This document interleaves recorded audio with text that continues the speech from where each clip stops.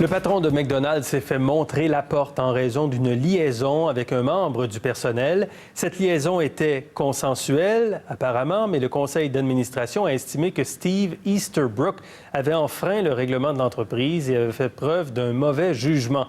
Steve Easterbrook, 52 ans, avait pris la tête de McDonald's en 2015. Au cours de son règne, il a accéléré l'automatisation et la rénovation des restaurants, simplifié les menus et investi dans l'application mobile et la livraison à domicile. Steve Easterbrook aura droit à une indemnité de départ de 675 000 $, pourra conserver ses options également d'une valeur de plus de 35 millions.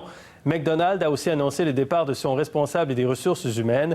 Le nouveau PDG est Chris Kempczinski, qui présidait la division américaine de McDonald's. Sébastien Parent est avocat, doctorant à la faculté de droit de l'Université de Montréal, chargé de cours à Polytechnique également. Bonsoir. Bonsoir.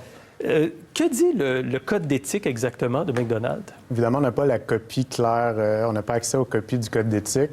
Mais essentiellement, de ce qu'on comprend des différents articles qui ont été écrits sur le sujet, c'est que ça l'interdisait aux membres de la direction, donc des gens qui ont des postes très haut placés, d'avoir des relations amoureuses avec des gens sous leur subordination directe ou indirecte. Ouais. Donc indirecte, dès qu'on a un poste très haut placé, tout ce qui se trouve en dessous dans la hiérarchie, dans l'organigramme, se trouverait être en subordination indirecte. On comprend que le PDG ne pouvait pas avoir de relation amoureuse du tout avec qui que ce soit dans cette entreprise, finalement. Exact.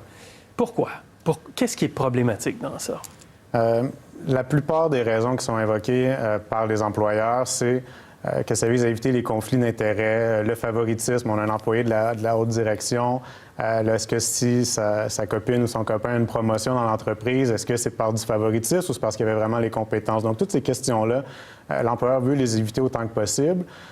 Et l'autre raison, c'est les informations sensibles. Un PDG d'entreprise, un directeur général accède des informations stratégiques, les orientations de l'entreprise et même les conditions de travail qui vont être négociées pour les salariés, que ce soit éventuellement ou actuellement.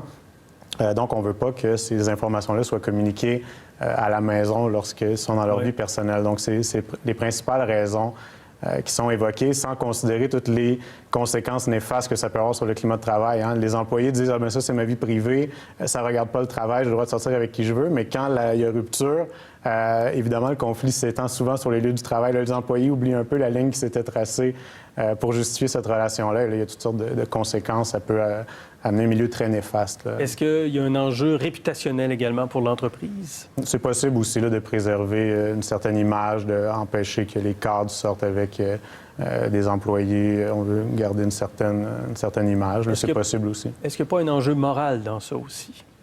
Évidemment, là, on ne sait pas si c'était un employé homme ou femme, quel âge la personne avait. Ça aussi, ça peut jouer. Ça peut même devenir une agression sexuelle au sens du code criminel. Là, un gérant de McDonald's qui sortirait avec une employée ou un employé de 16 ou 17 ans, le code criminel interdit aux personnes en autorité d'avoir des relations sexuelles avec les mineurs de 16-17 ans parce que c'est des personnes en autorité. Donc, un employeur, un professeur, tous ces gens-là ne peuvent pas avoir de relations, même si c'est consensuel avec un mineur de 16 ou 17 ans. Oui. Et là, dans ce cas-ci, de toute façon, on ne connaît pas, si je ne me trompe pas, là, de toutes les informations, on ne connaît pas l'identité, l'âge de la personne dans le personnel qui était en relation avec le PDG. Maintenant, est-ce que ça peut arriver chez nous, au Québec, au Canada, que ce genre de choses-là? Il n'y a pas énormément de précédents sur la question, mais le fait que l'employeur interdise des relations amoureuses dans son entreprise, ça met en jeu des droits fondamentaux des salariés. Dans ce cas-ci, c'est le droit à la vie privée. Si l'employeur commence à s'ingérer dans avec qui on peut sortir, avec qui on ne peut pas sortir, ça touche directement la sphère d'autonomie de l'individu, donc sa vie privée. Et ça peut même être vu comme la discrimination fondée sur l'état civil. On congédie quelqu'un ou on refuse de l'embaucher à cause d'une relation intime qu'il a avec des gens dans l'entreprise. Donc ça pourrait être la discrimination fondée sur l'état civil.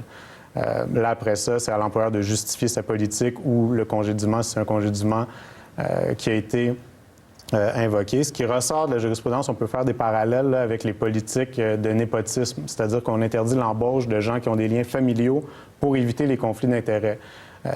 Les lignes directrices en la matière, il y en a qui proviennent de la Cour suprême, il y en a d'autres, c'est des cas d'application des tribunaux inférieurs. Une interdiction large. Là, tous les employés ne peuvent pas avoir de relation dans l'entreprise avec un collègue ou avec un patron. Ça serait trop large. Ça ne serait pas justifiable selon les décisions. Donc, interdire à 2 employés de même niveau d'avoir une relation, habituellement, ça serait difficilement justifiable. Par contre, il y a des illustrations où on dit lorsque c'est des directeurs généraux, des élus municipaux dans le cadre d'une municipalité, là, on avait déjà considéré que les liens familiaux pouvaient donner lieu à une apparence de conflit d'intérêts. Donc, c'était correct d'interdire l'embauche de ces gens-là. Donc, on peut tirer des parallèles de ça.